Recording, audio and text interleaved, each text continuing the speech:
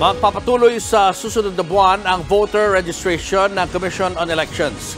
7 buwan magtatagal ang pagpaparehistro ng mga bagong botante, mga lilipat ng lugar kung saan boboto at mga magpapa-reactivate ng kanilang registration. Mangyayari yan mula February 12 hanggang September 30, 2024. Bukas ang opisina ng COMELEC Lunes hanggang Sabado, kasama na ang mga holiday mula alas 8 ng umaga hanggang alas 5 ng hapon. Maliban na lamang mula March 28 hanggang 30 dahil sa paggunita ng Monday, Thursday, Good Friday at Black Saturday.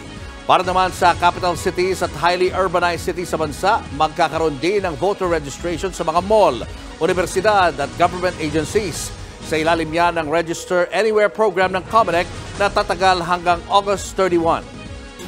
Mga kapatid, Julius Babaw po. Huwag maging huli at maging una sa lahat ng balitaan. Para sa tuloy-tuloy na talakayan sa Frontline, mag-follow at mag-subscribe sa social media pages ng News 5.